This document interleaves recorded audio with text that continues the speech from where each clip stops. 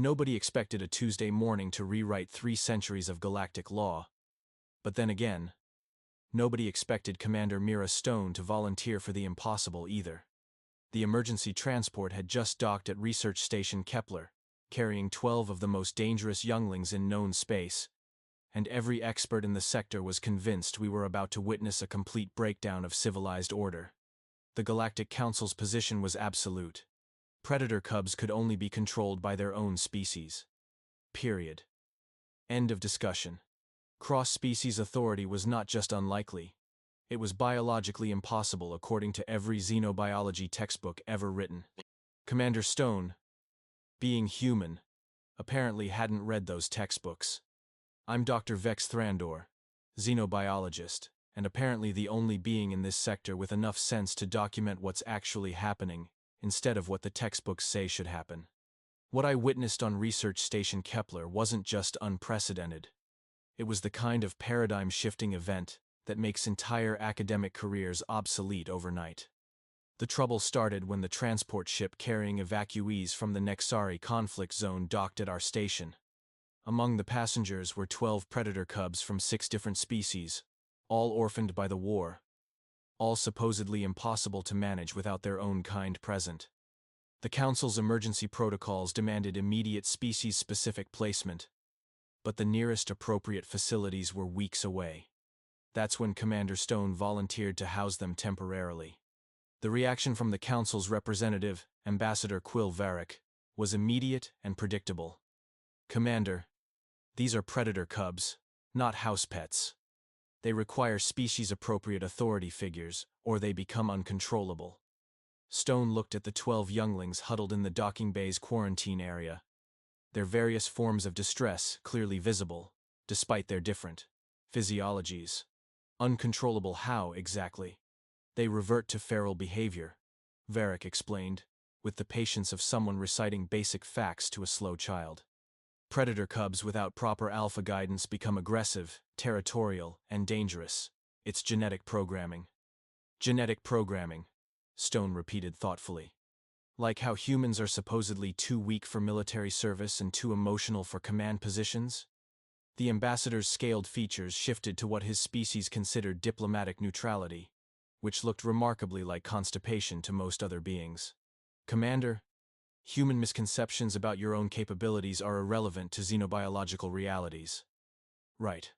Stone walked over to the quarantine barrier and knelt down, bringing herself to eye level with the cubs. Hey there, little ones. I'm Mira. Are you all as scary and uncontrollable as the ambassador thinks? What happened next made me grab my recording equipment and start documenting everything. The cubs, who had been cowering in separate corners of the containment area, began moving toward the barrier. Not aggressively, not territorially, but with the hesitant curiosity of younglings encountering something interesting. A small Thraxian female named Kix was first to approach, her mandibles clicking softly in what her species used for nervous communication. Behind her came Bane, a young Coran male whose armor plating was still developing its adult thickness. Then Nyx, a Nexari female with compound eyes that reflected the station's artificial lighting like tiny prisms. This is highly irregular, Varric muttered, but I noticed he was watching just as intently as the rest of us. Stone reached through the barrier's feeding slot and extended her hand palm up, a universal gesture of non-aggression that worked across most species. I know you've been through something terrible. I know you're scared and alone and probably don't trust any of us. Kix stepped closer, her chitinous plates rippling with what Thraxian experts would recognize as cautious interest rather than fear. But here's the thing, Stone continued, her voice carrying that particular human quality that somehow made even hardened soldiers feel safer. Scared doesn't mean broken. Alone doesn't mean forgotten. And not trusting strangers? That's just smart. The young Thraxian extended one clawed appendage and touched Stone's fingertip. The contact lasted maybe 3 seconds, but the impact was immediate. Kix's mandibles stopped clicking, her posture straightened, and she made a sound I'd never heard from her species before. It was almost like purring. Impossible, Varric breathed. Thraxian cubs don't respond to non-Thraxian contact. Their neural pathways are specifically designed to reject alien pheromones. Maybe, Stone said gently, still maintaining contact with Kix. The problem isn't with their neural pathways. Maybe the problem is with our assumptions. Over the next hour, I watched something that violated every principle of xenobiological orthodoxy. One by one, the cubs approached Stone. Not all of them made physical contact, but all of them oriented toward her with the kind of focused attention that predator species typically reserved for recognized authority figures. Bane, the young Koran, presented his developing armor plates for inspection, a gesture that his species used to acknowledge superior rank. Nyx performed a brief Nexari submission dance, her compound eyes never leaving Stone's face. Even more remarkable, the cubs from different species began interacting with each other, forming the kind of mixed group that the Council insisted was behaviorally impossible. "This is temporary trauma response," Varric declared, though his voice lacked the conviction it had carried earlier. Predator cubs in extreme stress sometimes exhibit aberrant bonding behaviors before reverting to species norms. Commander Stone stood slowly, careful not to startle the cubs, who were now pressing against the barrier. "How long before this alleged reversion occurs?" "Typically within 48 hours of exposure to stable conditions. Then I guess we'll know in 2 days whether you're right." Stone activated her communicator. "Station operations. This is Commander Stone. I'm requesting immediate temporary custody of the evacuee cubs pending transport to appropriate facilities." "Ma'am," came the reply. "Regulations require species-appropriate supervision for predator younglings. I am species-appropriate supervision. These cubs need stability, not textbook compliance." Ambassador Varric stepped forward. "Commander, I must protest this decision. If these cubs revert to feral behavior, they could endanger the entire station." Stone's expression took on that particular quality that humans developed when they were about to do something spectacularly inadvisable. "Ambassador, if these cubs become dangerous under my care, I'll personally escort them to the nearest council facility. But if they don't, if they actually thrive under human guidance, then maybe it's time to revise some of those sacred assumptions about predator behavior." The next 48 hours were unlike anything in my 3 decades of xenobiological research. Stone set up temporary quarters in the station's residential section, creating a space that combined privacy with security. She didn't try to establish dominance through intimidation or force. Instead, she used the most powerful tool in the human arsenal: consistency. She fed them at regular intervals. She spoke to them in calm, measured tones. She established routines that gave structure without feeling restrictive. Most importantly, she treated them like individuals, rather than specimens. Kix, the young Thraxian, began following Stone around the quarters like a shadow, her clicking sounds evolving into what sounded almost like attempts at human speech. Bane started displaying his armor plates whenever Stone entered a room, seeking approval that she consistently provided.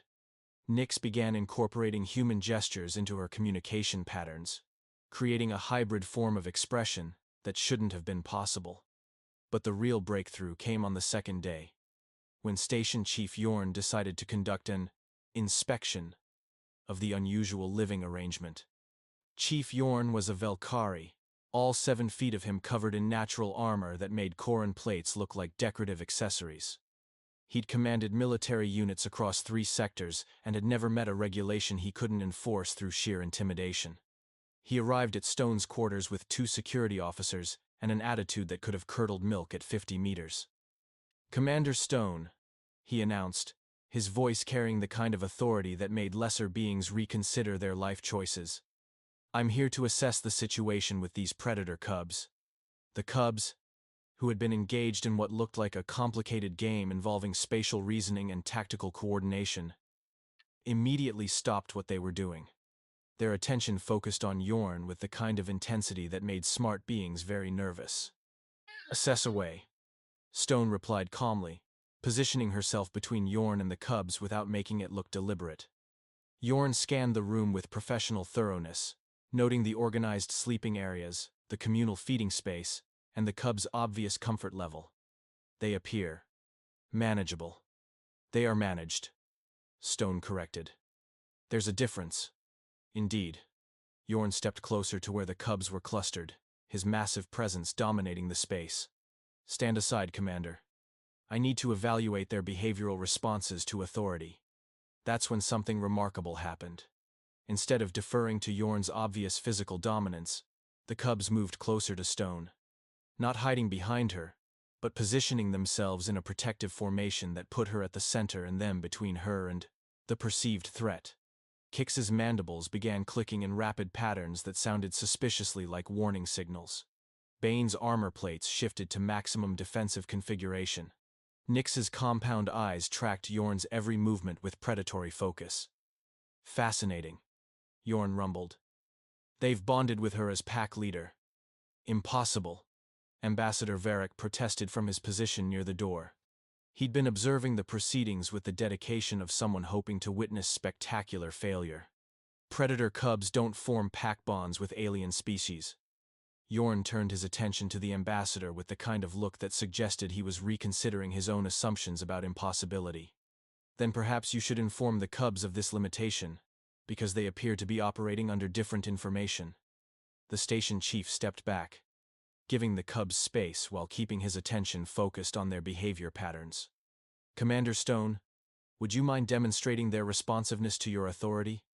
Stone looked at the 12 younglings who were still maintaining their protective formation. Cubs' attention. The response was immediate and coordinated. All 12 cubs straightened, oriented toward Stone, and waited for further instruction with the kind of discipline that would have impressed military drill instructors. At ease. They relaxed but remained alert, their attention split between Stone and the potential threats represented by Yorn and his security detail. This is unprecedented, Yorn said quietly. In 30 years of military service, I've never seen predator species demonstrate this level of coordination across species lines. Maybe, Stone suggested, that's because nobody's ever tried treating them like intelligent beings instead of behavioral algorithms. The real test came when Yorn decided to challenge the cubs' loyalty directly.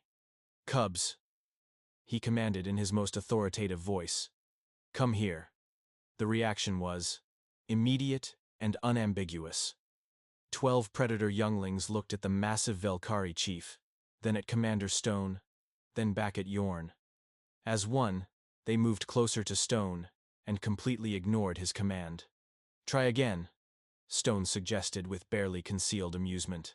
Cubs, Yorn barked with enough authority to make his security officers flinch. I am Chief Yorn. You will obey my commands. This time, the cubs' response was even more definitive.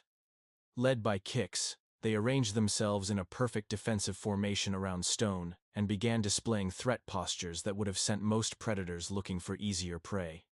The silence that followed was broken by what sounded suspiciously like snickering from one of Yorn's security officers. Well, the station chief said finally, I think we have our answer about species-appropriate authority figures.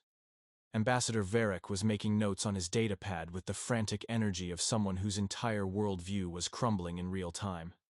This island, highly irregular. Irregular, Yorn agreed, but effective. Commander Stone, these cubs respond to your authority better than most of my adult officers respond to mine. Stone looked down at the 12 predator younglings who had just publicly declared their allegiance in front of the station's highest-ranking officials. They're good kids. They just needed someone to believe in them. What happened next made me realize that we weren't just witnessing unusual bonding behavior. We were watching the birth of something entirely new in galactic civilization. Young Kix stepped forward, her chitinous plates shifting into a configuration I'd never seen before. She extended her clawed appendages towards Stone and made a series of clicks and whistles that my translator struggled to process. Then, she bowed. Not the casual head dip that many species used for polite acknowledgement, but the full-body prostration that Thraxian warriors reserved for their chosen clan leaders. The gesture, he was so unexpected, so significant, that it sent ripples of shock through everyone present. But Kix wasn't finished. One by one, the other cubs followed her lead. Bane performed the Koran submission ritual, lowering his armored head and exposing his vulnerable neck joints. Nyx executed the complex Nyxari loyalty dance, her movements precise and deliberate. Even the cubs from species I couldn't immediately identify performed gestures that clearly carried deep cultural significance. 12 predator cubs, from 6 different species, formally acknowledging a human female as their chosen leader. The silence stretched until Ambassador Varric found his voice. This changes everything. This changes everything. Ambassador Varric whispered as he stared at the 12 predator cubs, maintaining their submission postures before Commander Stone. "Stand up, all of you," Stone said uncomfortably. "We don't do the bowing thing." The cubs rose but remained focused on her with unwavering attention. Kix stepped forward. "Commander Stone, we choose you as pack leader. This is permanent bond, not temporary trauma response." Young Bane's armor plates rattled with amusement. "Pack bonds are sacred. Once chosen, they cannot be broken except by death or betrayal." Chief Yorn exchanged glances with his security officers. "Commander Stone, I think we need to contact the Galactic Council immediately." "Why?" Stone asked. "So they can tell us that what we're witnessing is impossible?"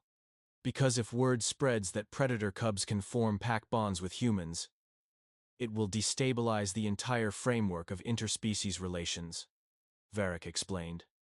Nyx performed a graceful pirouette that ended with her facing the ambassador. "Framework already unstable. Varric not pack. Truth, stronger than lies told by councils." Before anyone could respond, the station's emergency communications system activated. "All senior staff to the command center immediately. Priority Alpha message from Galactic Council High Command." Stone looked at the cubs, who were already arranging themselves into travel formation. "I suppose we're about to find out how quickly news travels in this sector." The command center's main view screen was already active when they arrived, displaying High Counselor Prime Zrath, whose serpentine features conveyed displeasure across species boundaries. "Research Station. Kepler." The High Counselor's voice carried the weight of absolute authority.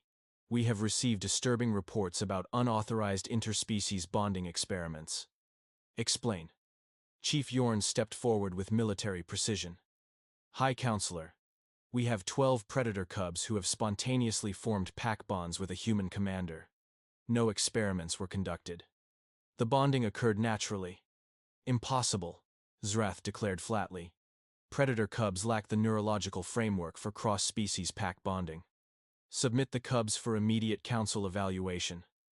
That's when Commander Stone made her second spectacularly inadvisable decision of the week. "No." The single word dropped into the command center like an antimatter bomb. High Counselor Zrath's serpentine form recoiled visibly, apparently unused to being contradicted by anyone, much less a human commander on a backwater research station. "Did you just refuse a direct order from the Galactic Council?" Zrath's voice carried enough menace to freeze helium. "I refused an unreasonable demand," Stone corrected calmly. "These cubs aren't experimental subjects. They're refugees who've already been through enough trauma." The cubs shifted formation slightly, positioning themselves for maximum protective coverage around Stone. The movement was subtle but unmistakable to anyone familiar with predator tactics. "Commander." Zrath's tone suggested that thermonuclear weapons might be involved in future conversations. "You are interfering with matters beyond your understanding. These cubs represent a potential threat to galactic stability." "How?" Stone asked with the kind of innocent curiosity that made experienced diplomats break out in cold sweats.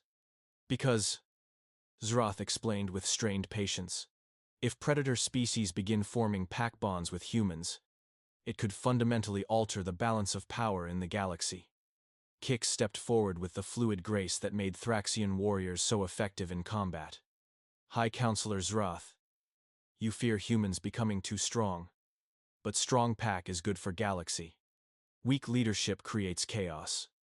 The diplomatic implications of a predator cub lecturing the High Counselor about leadership made Ambassador Varric look physically ill. "You see?" Zrath's serpentine features twisted with vindication. "The cubs are already exhibiting aggressive behavior toward council authority. This proves the danger of uncontrolled bonding. Actually, thanks for watching. And also in the while, thanks for watching. Thanks for watching on this. They don't forget the faked. They don't forget the while, and wrong, and in my stream. Dr. Tornow interjected, apparently deciding that his psychological expertise was relevant to galactic politics. Aggressive defense of pack leadership is normal predator behavior. The cubs are responding to perceived threats to their chosen alpha. Which is exactly the problem, Zrath hissed. Humans cannot be allowed to command predator loyalty. The strategic implications are unacceptable. Stone's expression took on that particular quality that humans developed when they encountered bureaucratic stupidity. High Counselor, are you suggesting that interspecies cooperation is dangerous? I'm stating that certain types of cooperation exceed safe parameters. Bane's armor plates shifted into what Koran military manuals described as pre-combat configuration. High Counselor fears strong pack because weak leaders cannot control strong followers. The command center fell silent as everyone processed the implications of a juvenile Koran delivering strategic analysis that cut straight to the heart of galactic power structures. Zrath's response was swift and predictable. Station Chief Yorn, you will immediately confine Sedan these cubs pending council retrieval. Commander Stone is relieved of all responsibilities regarding their care. That's when the cubs demonstrated why predator species had dominated their respective homeworlds for millions of years. 12 younglings, acting with perfect coordination, created a defensive formation that turned the command center into a tactical nightmare. Not threatening anyone directly, but positioned so that any attempt to separate them from Stone would require going through all of them. High Counselor, Stone said calmly, I don't think the cubs agree with your assessment. Nyx began performing what looked like a complex dance, her movements creating patterns that seemed to hypnotize anyone watching. Galactic Council built on fear of strong bonds. Cubs show truth. Cooperation makes all stronger, not weaker. This is exactly what we feared, Zrath declared. The cubs are already influencing human behavior, making them more aggressive and uncooperative. Or, Chief Yorn observed thoughtfully, maybe they're just making us braver. The High Counselor's serpentine form coiled with agitation. Chief Yorn, you will enforce council directives, or face replacement. Actually, came a new voice from the command center's secondary entrance. I think we need to hear what the cubs have to say. Fleet Admiral Cora Wade entered with the kind of presence that made entire star systems reconsider their allegiances. Behind her came a full diplomatic entourage that included representatives from most major species. Admiral Wade.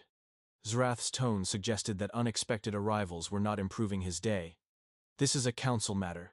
This is a matter that affects the entire galaxy, Wade corrected, her steel-gray eyes taking in the tactical formation the cubs had created. If predator cubs can form genuine pack bonds with humans, then everything we thought we knew about interspecies relations needs revision. She walked directly to where Stone stood, surrounded by her protective formation. Commander, are these cubs acting under coercion or free will? Free will, Stone replied. I've never given them an order they didn't want to follow. Interesting. Wade looked at each of the cubs individually. And what do you cubs want? Kix spoke for the group with the confidence of someone whose authority had been formally recognized. We want to stay with pack leader Stone. We want to prove that different species can work together better than same species working apart. Even if it means defying the Galactic Council. Especially then. Bane replied, his armor plates gleaming with determination. Council says, cooperation. Impossible. We prove Council wrong by existing. Admiral Wade smiled with the expression of someone who'd just found the answer to a very complex strategic problem. High Counselor Zrath, I'm invoking emergency authority under Section 7 of the Galactic Defense Charter. On what grounds? Zrath demanded. On the grounds that these cubs represent a potential military asset of unprecedented value, Wade announced. If predator species can be integrated into human command structures, it could revolutionize our defensive capabilities. The diplomatic entourage erupted into excited conversation as representatives from various species began calculating the implications for their own military forces. This is preposterous, Zrath protested. The Council will never approve such radical changes to established protocols. Then maybe, Admiral Wade suggested with the kind of gentle diplomacy that preceded major policy shifts, it's time for new protocols. 6 months later, I submitted my final report on the Kepler incident to the Galactic Archives. The Cubs, as they'd come to be known throughout the sector, had become the foundation for an entirely new branch of military science. Under Commander Stone's guidance, they'd developed tactical innovations that combined human strategic thinking with predator instincts. Their success rate in training simulations exceeded every established benchmark for interspecies cooperation. More importantly, their bond had proven stable, permanent, and absolutely unbreakable. Attempts to separate them from Stone resulted in behavior that made Council psychologists recommend against future experiments along those lines. The Galactic Council, faced with evidence that their fundamental assumptions about predator behavior were incorrect, had been forced to establish new protocols for interspecies pack bonding. Commander Stone was promoted to Special Operations Director and given authority to develop similar programs with other refugee Cubs. The Cubs themselves had grown into formidable young adults who served as living proof that loyalty, properly earned and maintained, could transcend any barrier that evolution or politics might create. But the real victory wasn't in the military applications or diplomatic revolutions. It was in the simple fact that 12 terrified refugees had found a home with someone who saw them as individuals rather than problems to be managed. You know, Stone told me during our final interview, the Council spent so much time studying what predator Cubs couldn't do that they never bothered to find out what they could do. She was right, of course. They'd been so focused on limitations that they'd missed possibilities. And sometimes, missing possibilities is the most dangerous mistake a civilization can make.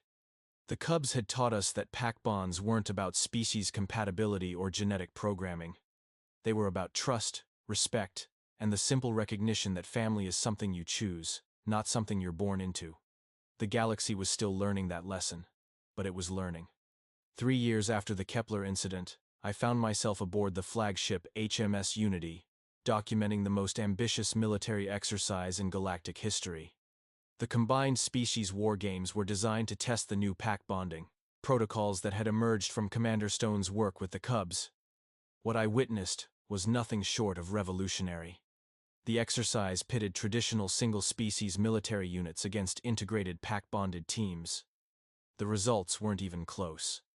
Human commanders working with their chosen predator packmates achieved tactical coordination that made the old methods look like children playing with toy soldiers. Dr. Thrandor, came a familiar voice behind me. Still collecting data on impossible things? I turned to find Kix approaching, now fully grown into a magnificent Thraxian warrior whose chitinous plates bore the scars of real combat. She wore the insignia of a tactical specialist, but more importantly, she wore the confident bearing of someone who'd helped rewrite military doctrine through pure determination. Always, I replied, noting how her clicking speech patterns had evolved to incorporate human inflections. Though I'm beginning to think impossible is just another word for hasn't been tried by humans yet. Kix's mandibles stretched in what had become her version of a human smile. Commander Stone says the same thing. She's preparing for the final exercise scenario now. The final scenario was the big test. The one that would determine whether pack-bonded units could handle the kind of complex, multi-species operations that real galactic defense required. 300 participants from 47 different species, all working under human command coordination. The scenario itself was based on the Nexari conflict that had created the original Cubs 3 years earlier. A heavily fortified enemy position, civilian populations at risk, limited time, and resources. The kind of nightmare situation that traditional military doctrine would approach with overwhelming force and acceptable losses. Commander Stone's pack-bonded units were tasked with achieving the same objectives, using minimal force and 0 civilian casualties. Impossible. Unquote. Admiral Torvin of the Velkari Defense Force had declared during the planning sessions. Surgical precision operations of this complexity require years of coordination training. Good thing we've had 3 years to practice. Stone had replied with that infuriating human optimism that made traditional military minds nervous. Now, watching the exercise unfold through the command center's tactical displays, I began to understand why the humans consistently achieved the impossible. They didn't just coordinate with their pack-bonded allies, they thought with them. Bane, now a formidable Koran warrior whose armor plating could deflect plasma weapons, served as Stone's primary tactical advisor. But their communication went beyond verbal commands. They developed what observers called intuitive coordination, where Stone would begin a strategic thought and Bane would complete it without conscious communication. Vector 7 approach, Alternative 3, Stone would say, and Bane would already be adjusting formations to cover contingencies she hadn't even voiced yet. Nyx had become something entirely unprecedented, a Nexari who specialized in human psychology. Her ability to predict and counter enemy tactical thinking by understanding how different species' military minds worked had made her invaluable for strategic planning. "The enemy commander is Thraxian," she announced during one critical phase of the exercise. "He will expect direct assault on primary target. Recommend feint towards secondary position, then psychological pressure on tertiary objective." "Psychological pressure?" Stone asked, though her tone suggested she already knew the answer. "Show him civilians escaping safely. Thraxian warrior psychology cannot tolerate failure to protect non-combatants. He will split his forces to prevent escapes, weakening primary defenses." The prediction proved accurate. Within minutes, the exercise enemy was redeploying exactly as Nyx had anticipated, creating vulnerabilities that Stone's pack exploited with surgical precision. But the real breakthrough came when they encountered a scenario that their training hadn't covered. "Command, we have a problem," came the report from the field exercise area. "Simulated enemy has taken actual civilian observers hostage." This was not part of the planned scenario. The command center erupted into organized chaos as senior officers tried to determine how exercise parameters had been compromised.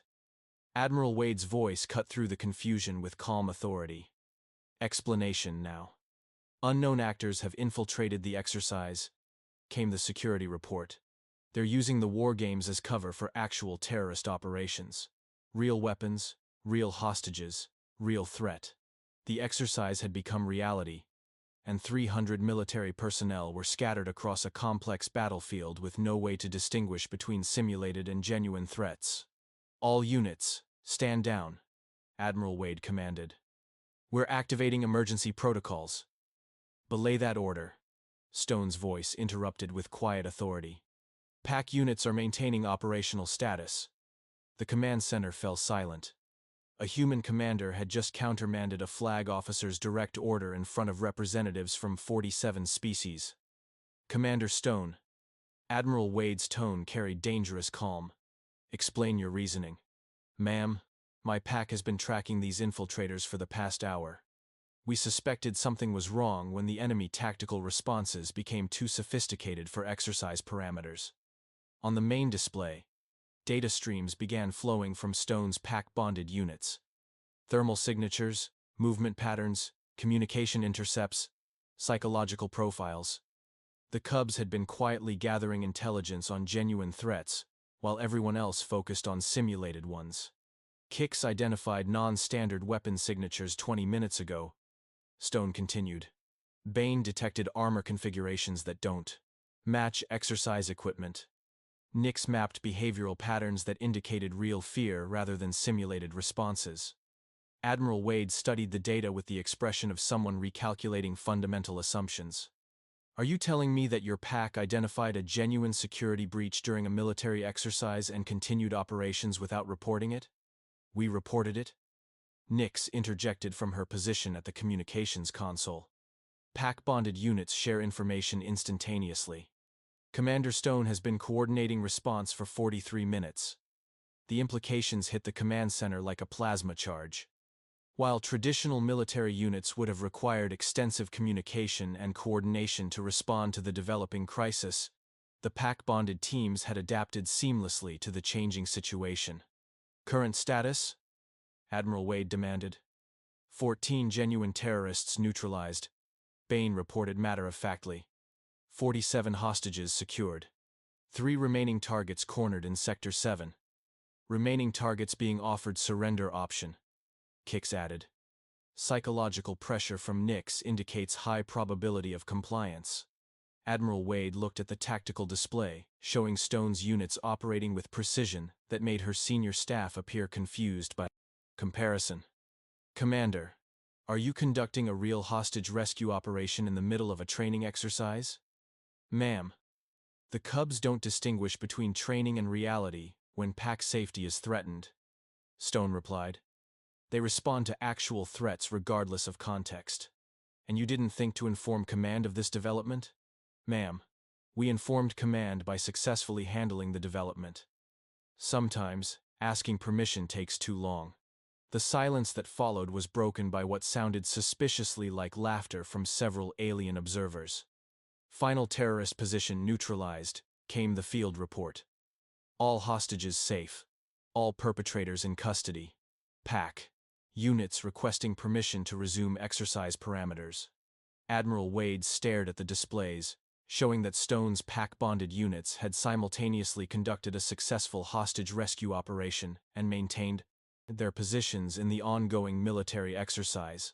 Commander Stone, she said finally, your pack just saved 47 lives, captured 17 terrorists, and somehow managed to stay within exercise boundaries throughout the entire operation. Yes, ma'am. The Cubs are very good at multitasking. High Counselor Zrath, who had been observing the exercise via remote connection, finally found his voice. This is precisely why pack bonding represents a threat to established order. These units operate outside normal command structures. No, Admiral Wade corrected, her tone suggesting that fundamental policy decisions were being made in real time. They operate beyond normal command limitations. There's a significant difference.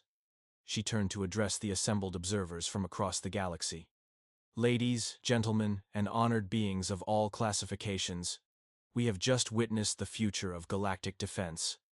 Not human superiority, not predator dominance, but genuine interspecies integration that creates capabilities neither could achieve alone. Commander Stone looked uncomfortable with the attention but stepped forward when Admiral Wade gestured for her to speak. The Cubs taught me something important, she began, her voice carrying across the command center to species representatives who were reconsidering everything they thought they knew about military cooperation. They taught me that family isn't about genetics or species compatibility.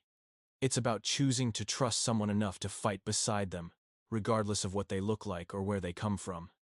Kix stepped forward to stand beside her human pack leader. Commander Stone taught us that strength comes not from following orders, but from understanding why orders matter. Pack bonds make thinking faster, reactions quicker, solutions better. Most importantly, Nix added, her graceful movements creating patterns that somehow convey deep emotional content. Pack bonds make impossible things possible by refusing to accept limitations that others create. Bane's armor plates shifted into configurations that Koran military tradition reserved for moments of profound respect. Galaxy told us cooperation across species was impossible. We proved Galaxy wrong by choosing to make it work. Admiral Wade nodded slowly. And that, honored observers, is why the pack bonding protocols will be implemented fleet-wide within 6 months. Not because they're efficient, though they are. Not because they're effective, though they've proven that beyond question. But because they represent the kind of thinking we need if we're going to survive what's coming. What's coming? Asked Ambassador Varek, who had been remarkably quiet during the proceedings. Unknown threats that will require unknown solutions, Wade replied. And when the impossible becomes necessary, I want commanders who have already proven that impossible is just another word for not tried yet. The exercise officially ended 6 hours later, but its impact would reshape galactic civilization for generations. The pack bonding protocols became the foundation for a new kind of military thinking that emphasized adaptation over tradition, cooperation over hierarchy, and trust over control. And at the center of it all, a human commander and her chosen family of predator allies continued to demonstrate that the strongest bonds weren't forged by biology or politics, but by the simple decision to stand together when everything else fell apart.